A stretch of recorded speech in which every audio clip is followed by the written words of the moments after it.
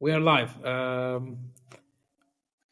Hi, Nicole. This is Mo speaking to you again, and I'm very happy to have you again in the show. And it's been almost a couple of months now from 2023 until the starting of February 2024. So we have a lot of things to follow up and in our ward. So how things are going? You which city or which country you are currently on? Yeah, thanks for having me, Mo. It's great to be back and chatting with you. Last time we spoke, I was in Chile, and now Oh, I am okay. in Mexico City. Just got here. I love being in the city, so very excited to continue to explore Mexico. Where are you right now? I'm currently in London. I'm staying there for a couple of weeks, and I will head back to Cyprus to enjoy the sunny. It's very cold here in London. That's why I have too many clothes right now. Yeah, that's the nice thing about Mexico is the weather, at least right now in the winter for Mexico City, it's perfect. So Oh, I'm wow. very happy here. Okay, great. And how things are different from Chile to Mexico? Have you passed any other countries, uh, or you just direct from Chile to Mexico? Yeah, we definitely have. So we started in Mexico probably about a year and a half ago, and then Panama, Colombia, Paraguay, Chile, Argentina, and Peru. And honestly, Wow. Peru was my favorite, probably because of the food, but the culture, the history. There was just so much to that country that I didn't realize until I actually got there. I think we all know Machu Picchu and we all know Lima, of course, but there's so much more to the country. We went into the desert. We didn't even make it to Machu Picchu, but I would love to live there for a little bit because there's so much to that country. So you are an expert now in Latin America. I Ha- guess. I guess I am. have you start practicing your Spanish, or you already fluent? Or Yeah, yeah. So it's actually interesting. My Spanish, I had no interest in learning Spanish when we first got to Latin America, to Mexico the first time. I had no interest, but the Spanish is such a global language. So over the last probably 6 months or so, I would say, I have had more of an interest. And being almost 2 years now in Latin American countries, I could really understand the accent, specifically Mexico, because every country has a little bit of a different accent, but it makes it a little bit easier to actually pronounce the words for me. So that is underway. Yes. I've been in my bucket list. I always thinking and learning in Spanish. When I have my introduction, I forgot to do it today. It's like I say "Hola, marhaba, good morning, bonjour, and ni hao," which is the five most common language that's spoken all over the world. And "Hola," I mean, sometimes some people mistake me for Spanish because I start with "Hola." I didn't started with marhaba or good morning or bonjour and ni hao.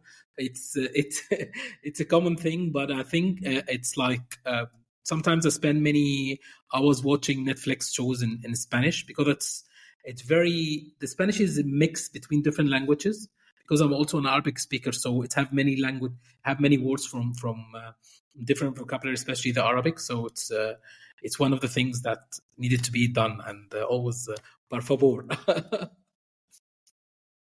Oh, that's cool. I love that. That's so Yeah. interesting. I have actually found for me, a lot of Spanish speakers will say like, "Oh, I learned English watching Friends." I think that's probably the most common TV show, but I found I like to watch in English with Spanish subtitles because it really helps me Oh, understand the sentence formation when I can visually see it. Hearing it doesn't work so well for me, so the subtitles work a lot better for me. yeah, that's another strategy. So, what kind of questions? You tell me you have a lot of questions today and very complex issues we need to discuss. So let's start. Yeah. Yeah, okay. So I was thinking we would go off of this kind of be a part two from our last conversation, which was really insightful talking about, flag theory and different options that you can have as a global citizen starting your global citizen journey. But today I wanted to talk specifically about banking. I know in the last few years and continuing increasingly, banking has become more difficult. So I'm curious what your take looks like if somebody is living a global citizen lifestyle, not living in their home country, wanting to diversify and not have their funds with one country, one government, one bank, especially. So I'm curious what that looks like from your perspective and what you have seen in your travels and your work. That's very interesting topic, and it's getting a lot of issues during the last couple of months. Exactly. I mean, before we just have a show, we're starting the show. I was reading an article about a client. He's originally from Pakistan. He live in Turkey, and he have a US based LLC company, and they use the bank account of Mercury. Mercury is a very famous fintech service provider for US based companies, but they are having a license from another licensed bank in the US, and he received a mail almost a week ago that the bank will not. He say exactly, if your debit card is associated with a bank account with our partner bank, we are also unable to use your debit card with merchant located in the following countries. It have restricted countries like Afghanistan, Belarus, Burundi, Cameroon, Central African, Democratic Republic of Congo, but it also have Albania, Croatia, Cyprus, Lebanon, Montenegro, what else? Russia, Serbia, Slovenia, Turkey, Ukraine. Wow. It's Oh my I gosh. mean, I was just reading this before we start the show, and the guys are based in Turkey, yeah? And he say, I mean, it's have the restricted uh, countries like Syria, South Sudan, Somalia, but it also have Slovenia. It have And Cyprus. Croatia and I mean, Serbia. yes, Wow. it's yeah. I was trying to accept or try to digest that kind of information. If you add, Mercury is a very famous bank. If you add this to what happened with Wise have restricted all the debit or canceled all the debit cards. I mean, I'm sure that you know about this issue.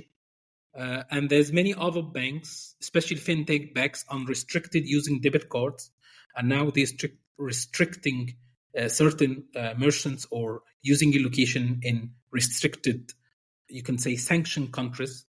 And before the things happened between Russia and Ukraine, the only sanctioned country was there for almost 60 or 50 years, which is Cuba, North Korea, and sometimes Syria, Iraq, and other countries. But now you have more countries that even not just Russia, it's associated with Russia, or having Russian-speaking clients like Serbia, I think Slovenia and Croatia, because they have a lot of Russian influence. So even the EU countries. So it's nowadays it's you don't have, if you are actually a global citizen or global expat, you'll not be able to survive in global scale without even multiply bank accounts in different locations with different rules and regulation. For example, you have to have in the US and also have one in the EU, and even one with outside this both, you can say, West countries. So this has happened without notice, and it's not just about you have to be ready. It's about being able to survive, because your card could be blocked while you're traveling. If you're traveling, if you base or a plan to stay more than a couple of months, for example, in Turkey, and you use a card that has been blocked in Turkey, what you will do? I mean, you will call your family to send you money in Western Union. It's actually a thing, but if you don't have something ready in your back pocket to be used when you have restrictions or working, it's a kind of having like multiply eSIMs or SIM cards in different countries, so you'll be able to get over this. And that's why it's not just frustrated for the normal digital nomads or global citizen or expats. It's even frustrated for us who have experience. I've been doing this for almost 20 years, and you have seen that you always need to have not just a backup option, but to see if my card is not working, an instant regulation, what I will do. It's not just about traveling, but even using or accessing, you can say, services in other countries. You can get a VPN and you can access the service, but actually your card will not be able to use beyond the country because it's restricted in this country. I can tell you also there's a lot beside the banking issues and restrictions. There is also another very something that start happening in different countries. For example, in the Middle East, especially after Lebanon, there is a currency crisis in a couple of countries, and you'll not be able to use the debit card and even credit cards from such countries in overseas. So, and this is people used to have this kind of restrictions for a couple of weeks, and then for any it could be political issue, could be currency fluctuations, but nowadays it's take a couple of months and might be forever. I'm not sure you have been experienced about traveling for a country like Lebanon. There is no credit card, there's no debit card. You have to use cash and you have to use US dollars because there's many factors. This could happen in other countries. If you are not ready with your setup or even have a couple of backup options, your business could suffer, yourself could be suffer, and you will. It's set up it when you even before you need it, just in case something happened. That's very important point. Wow, that's crazy that they're sanctioning like some EU countries. So I guess on this topic, what would be your starting point if somebody is really looking to diversify? They're living a global citizen lifestyle. Wherever they have residence, they can get a bank account there. But to continue diversifying, are there additional options for somebody? Yeah, there's always a start. If you have never done anything outside your home country and you have the option to get a US LLC with a bank account, that's the first step. If you already have a US LLC, my second advice is to get UK LLP, not a limited company, LLP. If you are not resident in the EU or the UK, for example. Let's take an example. We have Mike. He's resident. He's actually from Asia, and he would like to have a backup option or have a global banking solution.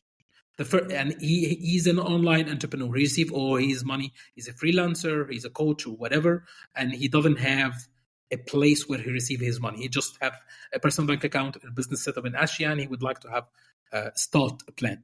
Have a US LLC and then have a UK LLP and have a bank account in both countries. That's the easiest one. If you have more money or you're making more than 10K per month USD, then the best thing to get is a Dubai free zone company or United Arab Emirates. It doesn't have to be Dubai. It could be Abu Dhabi, it could be Dubai, it could be Ras Al Khaimah, it could be Ajman. Any free zone company in the UAE. That will give you two things. It will give you a company. You'll pay almost zero tax, and you will get a bank account, business bank account, and also residency. The UK and the US will not give you residency. It just give you bank account and a business trading that you can use from the UK and the US. The United Arab Emirates or the Dubai will give you bank account, business bank account, residence card, personal bank account, and a company. That's the thing. If you would like to have a more diverse portfolio, the best thing you can get is to have a residency on a country that not taxed you, like Paraguay. I think you have more experience on this topic compared with me. But for having like a actual residence, not a business, because people that are normally digital nomads, remote workers, they think that when they go to country, for example, if they go into Paraguay, I have to do everything on Paraguay. I have to get a residence card. I have to get a business bank account. I have to get a company. No, Paraguay is only for residents you send. You get a card and you will tax resident in the country. Don't have business in Paraguay unless you would like to have something local in the country. That's the difference. So that's you can say the easiest 4 places you can start with: US and UK, and then Dubai, United Arab Emirates, and then Paraguay. There's other options. I always advise my clients to look into Hong Kong, Singapore, and Mauritius. If you're from Africa, go to Mauritius. If you're from Europe and you would like to have similar regulations like Europe, go to Singapore. If you would like to check place which is mixed between Dubai and Singapore, go to Hong Kong. There's a lot of changes happening in Hong Kong. It's not for everyone now, but still, this is most of the. You can say you can have the global access in different locations, different geopolitical access. Will be able to enjoy more out of life as a global citizen or global expat. Very interesting. Thank you for sharing all of that. So in you saying that, I want to pull out Dubai and talk about some of the changes in Dubai lately, if it's still something that you would recommend to everybody, and then the stay requirements if somebody is looking to, of course, have residency along with the company formation. I mean, whatever happened in Dubai, if Dubai decided tomorrow they will have 20% tax rate and everything, it will still a very, you can say, favorable destination compared to many other locations. What's in Dubai that's not available in other tax efficient locations? It's they are centralized hub for many things in the world. It's the gate. It's you can say it's a connecting gate between Asia, Middle East, and Europe and Africa. So there will no be. It could be. There's many other countries try to replicate Dubai, like Saudi Arabia, Qatar, Bahrain, and Oman, but it will take them at least 5 to 10 years to reach the rules and regulations and the services-based industry that's happening in Dubai. I've been watching Dubai from 2003, and they are always ahead the game. What's actually happened in Dubai is a very simple thing. They introduced something called 9% corporate tax. And this 9%, it's not for everyone because there's a lot of misinformation about these changes. It's only applied on people who are doing business as local companies, not at the free zone. United Arab Emirates or Dubai have three types of companies. The first thing is a local company, like you go there, you need to have a local sponsor. You'll not be able to have a 100% local company as a foreigner. You need a local Emirati citizen to work with you, and it's work in the local economy in the United Arab Emirates and Dubai. That's only the company have to pay 9%.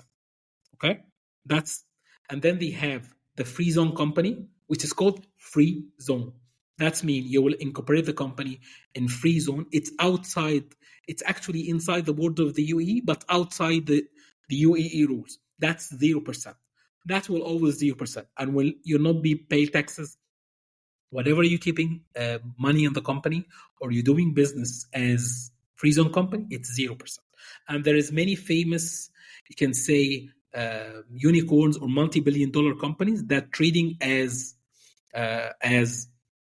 free zone companies. So that's something will never change there is no plans to add taxes on. And they have another third type of companies called offshore companies. It's say offshore, so it's 0%. It's not a free zone, and you're not allowed to do business in the UAE, and it have a very restrictions. It doesn't come with a residence card, and it doesn't come with any personal tax residency.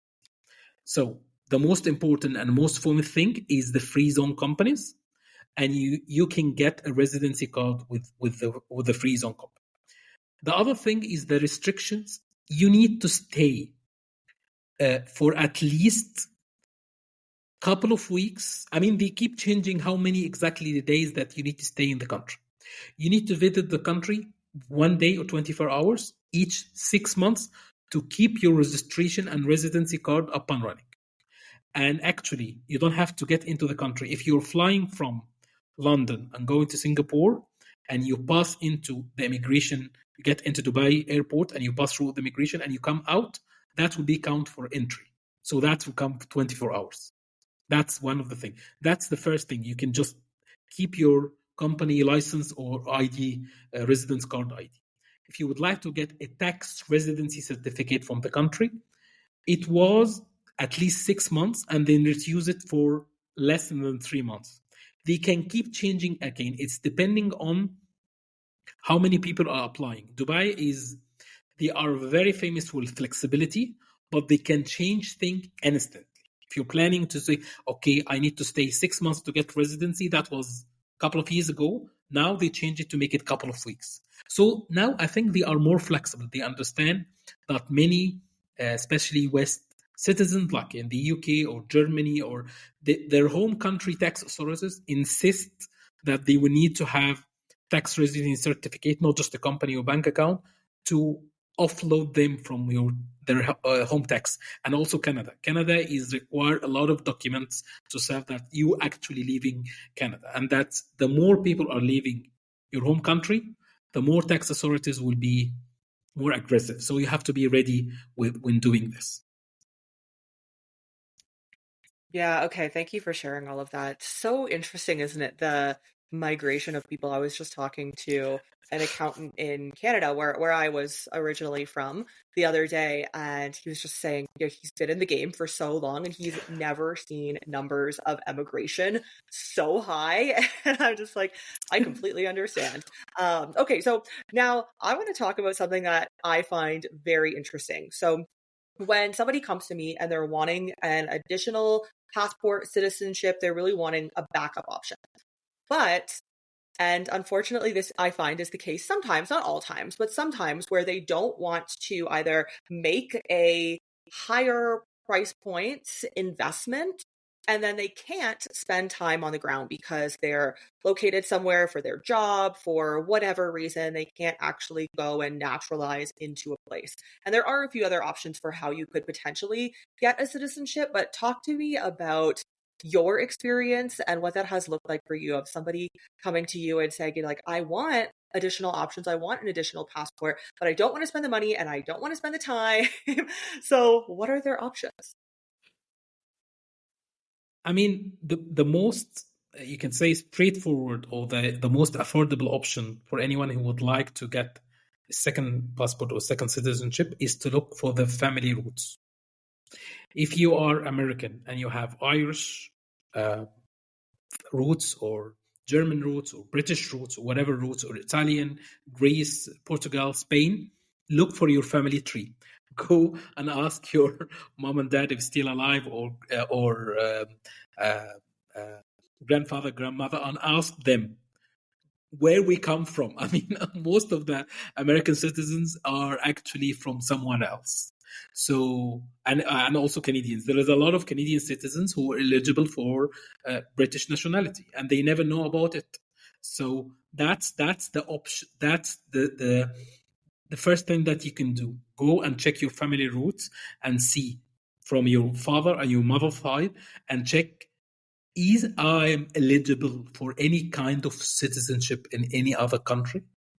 And actually, it's not an easy homework.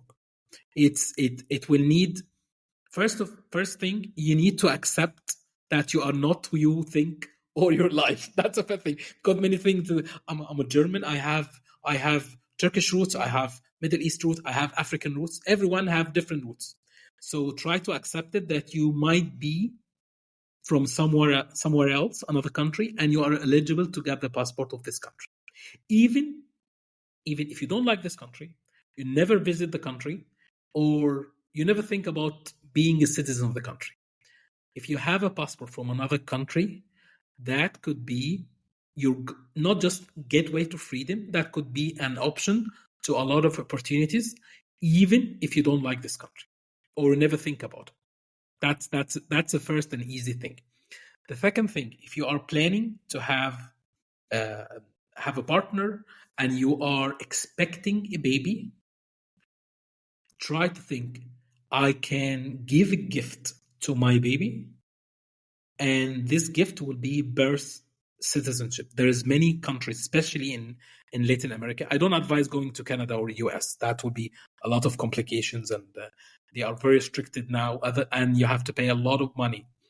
But Latin America, and you have a lot of experience in this, is a safe haven for anyone who would like to get an instant citizenship to his new child, born child, and they will get, in some cases, they can get up to permanent resident, or they can get a fast-track citizenship route. They actually need to spend a couple of time in the country, and they go to the documentation and paper, but this will be affordable. It have a track record. No one will discriminate against you. No one will ask you for going into language test, or you can say knowledge test, or anything that complicated, or you have to prove your a lot of money and roots, because you already have a baby that born in the country and they are a citizen. So you have a ties. Even if you just, I have a couple of friends. I've been doing this for almost 15 years now, and their mentality almost change once they have the baby and they have an passport. Some people just do the delivery and then left. But when they left with the baby with a different passport, actually there is something happen in their mind. This mentality actually change instantly and say, wow, this is actually happened. I have the passport here and I have the baby. So I have a gift instantly for the baby. And we have a kind of residence for ourselves. And we get into another culture. Wow, that's amazing. Why we didn't think about this before? And I have a couple of clients who are planning this actually, and they spend the time at the kind, not just the delivery, they can spend a long time holiday if they are working remotely, or be able to do this, or you can take it just days off for a couple of weeks or a couple of months. So they understand about the country, they get the residency and they get the passport for the child, and then they see what they can do next. That's the most second affordable way. The third way I can advise for anyone to do is to look into, there is, in the world of immigration or citizenship, the countries are three styles, or three, you can say, common things. Some countries are very strict and they count how many days you are in and out. They have a border restrictions, they have a border immigration, like for example US and Canada and UK. You'll not be able to you have to be there all the time. There's no way around it. If you're not in the country, will not give you the citizenship. Some countries have some relaxed rules.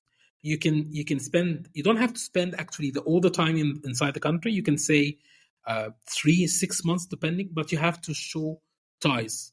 If you buy property, even if it's cheap property, and you, I call it like, it's not a paper residency. It's called like, I call it like a hub, or you can say base, like creating a base. And for example, let's take a country like Mexico, for example.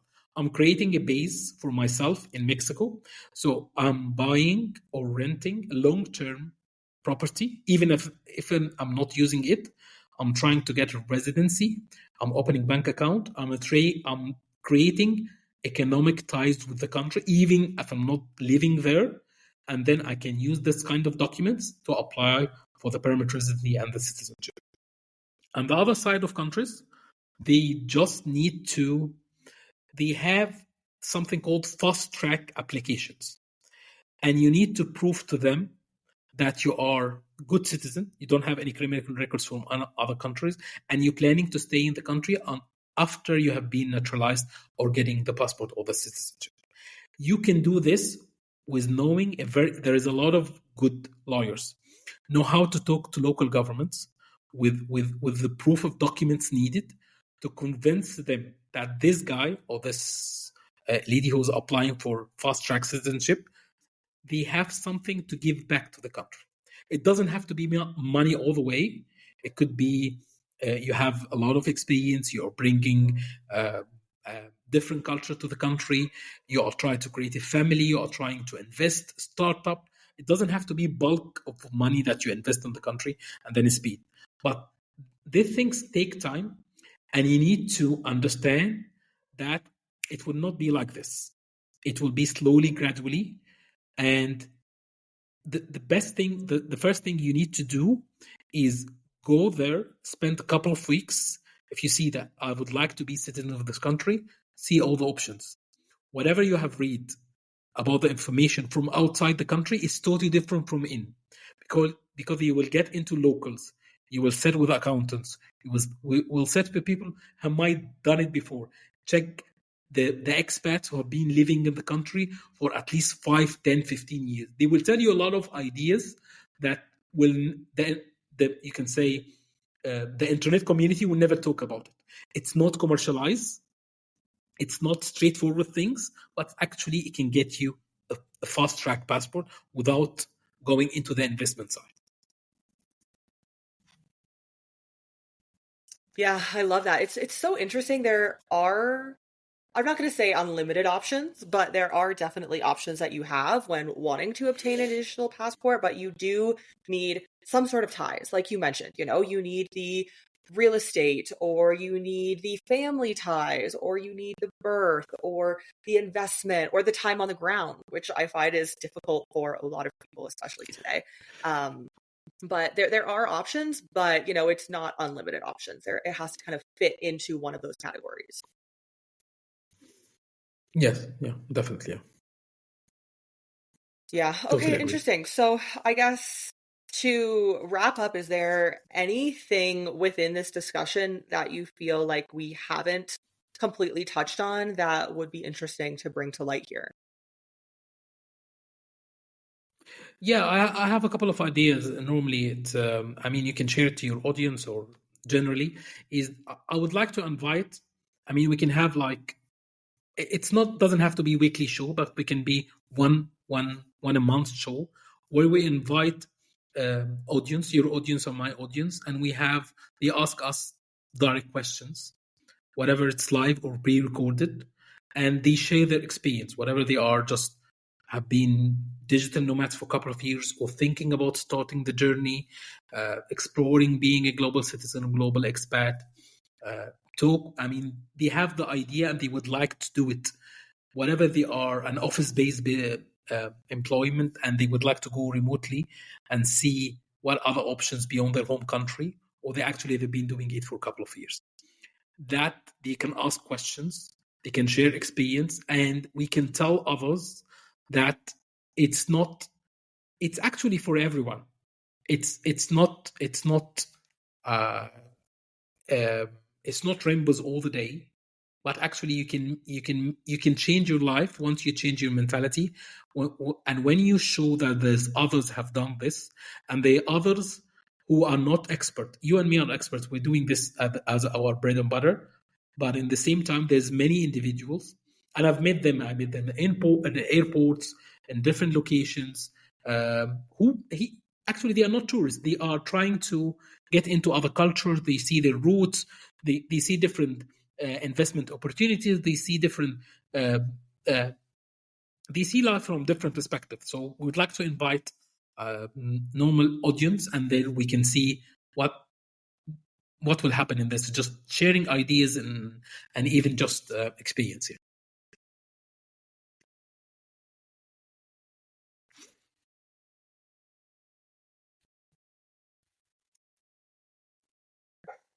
Mo, I love that idea. Okay, yeah, we're gonna flush out what that could look like.